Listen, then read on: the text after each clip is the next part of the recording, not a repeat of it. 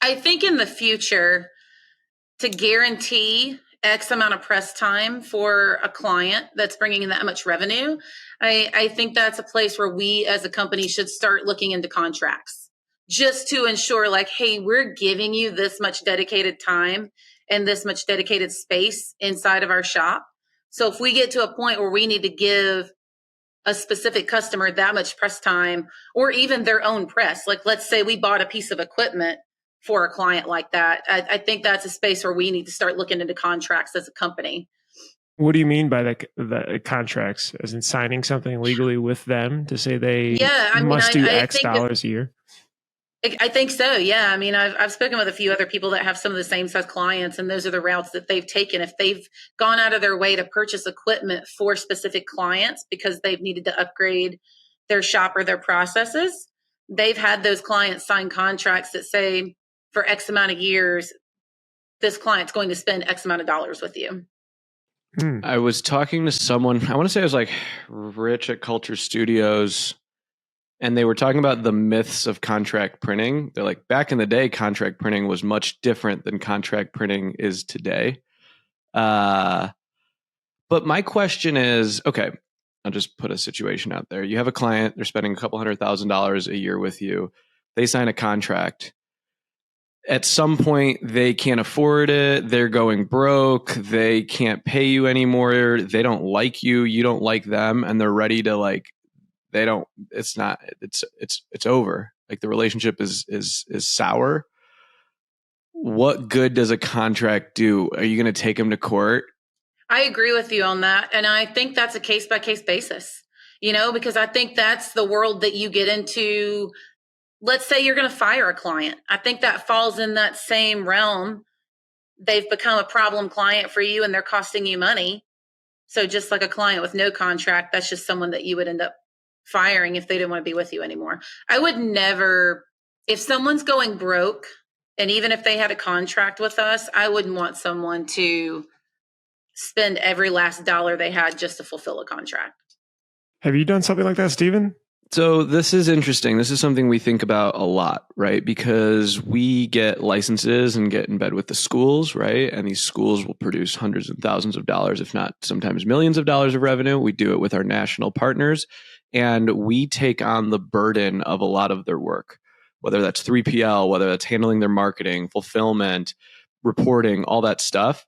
And clients are going to take you for granted if you're not very clear about that up front. Now, I've had clients that have like, I used to be very contract focused, and then I realized that the contract, it's a piece of paper that kind of helps and guides you, but you're not going to take them to court. Right? Like you're not going to hire lawyers and do this and that and all that. We've seen shops just shut down and shutter because of getting belly on contracts, right? Like companies that are owed millions of dollars. And so for me, what we're starting to do more of, and I attribute Adam Cook, who was actually an early employee at Printavo, is he calls them, the word he uses are MOUs, memorandums of understanding. And it's essentially like setting really, Bruce, Adam, this is such an Adam thing to like say. Adam teaches as a professor at Northwestern as well. And he's like, we need to just set really clear expectations of how this will help both of us, but how it will mutually hurt both of us if something goes wrong. And the things that we're going to do, the things that we expect you to do.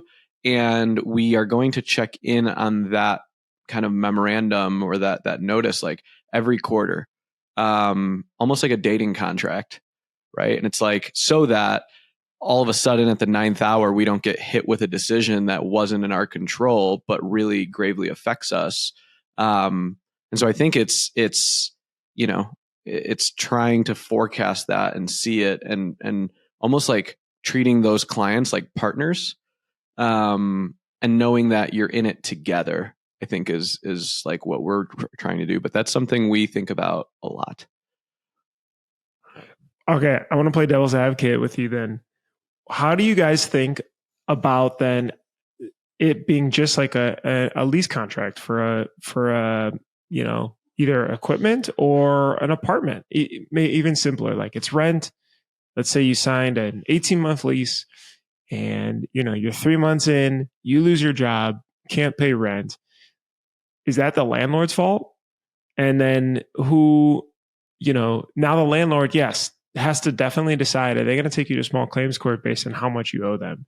Now, I'm assuming if it's $100,000 or something significant, there's financial incentive there to try to get a piece of that, depending on, again, what you said, Nikki, the investment that they've made into it and what's happened and the circumstances and so on. Like, I guess, are we being naive or ignoring that could be a like making sure that things actually happen, especially if you put a lot on the line with either buying equipment or setting aside production time or hiring staff or so on as well? I like the idea that Stephen was just giving. It's more or less of creating black and white expectations. This is what I'm going to do. This is what you're going to do. I think you're always going to have a situation like that, Bruce. And I think that's where the human side of you has to kick in when you have something like that happen, and you have to decide the best course of action. I legally not going to go after somebody because they're on hard times. But okay, let's just say they committed to the work with you and another printer came in and I just think it's how bad is it? Yeah, like say they like stole work from you or something like that. Like say it was ill intent, right? Like someone came in and they kind of signed something that said, okay, we're committed to working with you for 1 year. And next thing you know, you found out they're actually printing with someone else. I think that's where you have to get lawyers involved, and you've got to sit down and decide, like, am I going to lose money by going after you, or is it worth my time to walk away and just go find new clients to fill the space that I've got available now? Yeah.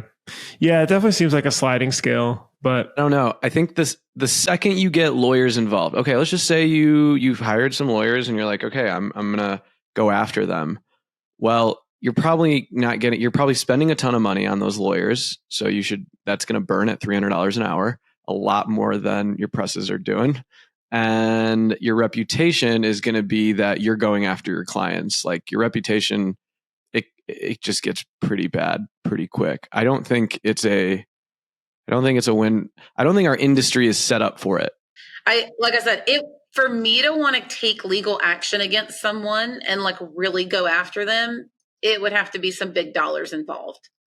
Mm-hmm. I don't know that I can think of a specific scenario that would make me go after someone. Bruce, do you hang out with lawyers a lot? For better or for worse. I mean, I do think that letters from lawyers definitely get people moving and motivated, because it's scary to get that. But you're right. I think it's definitely depends on the situation. But I do see, and this happens to a lot of similar shops, where people invest in new equipment and things because of some sort of larger client that they're investing in. So the question is really, should there be, if I'm signing contracts to buy this equipment and getting all this, all this expensive stuff in, and I have lease agreements and so on, should I have lease agreements with you because you're driving this and I'm trying to help you guys out as well? And that's where, merch people. What if you get to that smart. point though? Maybe that's where you start to treat it like a loan, where you start doing background checks, you start doing credit checks, you start looking at the history of their company. Like, I think those are all like valuable things to look at before you go down the road of making like massive purchases. I've thankfully not made a massive purchase just for a client. The upgrades that we've done in our shop have been purely because they are things that we wanted to do at the time. I feel like us merch folks are not smart enough to do that. I'm just going to say, like, we're not going to do that, right? We salivate to these clients. We will drop everything for them because we think that it is our ticket to growth. And I think that's scary because you validate the business on what you have today without focusing on, like, okay, if I don't have it in 6 months, we'll just figure it out when we get there. And it's like, you're powerless then. But I'm wondering, I'll throw another example out. If you had a huge client and you needed to bring in more equipment, have you ever seen a situation where the client buys the equipment, like puts it in for you? I have not. That sounds interesting though.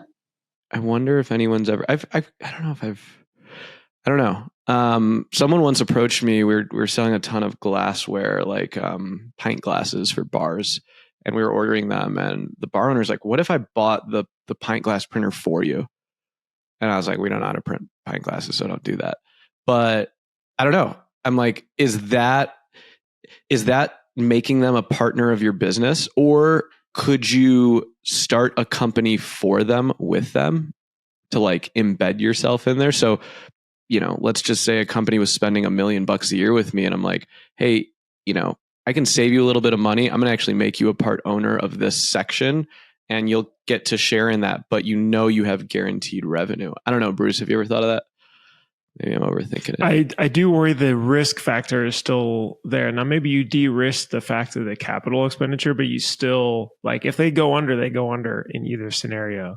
And now maybe you're not on the hook for the equipment, but maybe you are because you're the partner that's still operating, where the other one has just disappeared.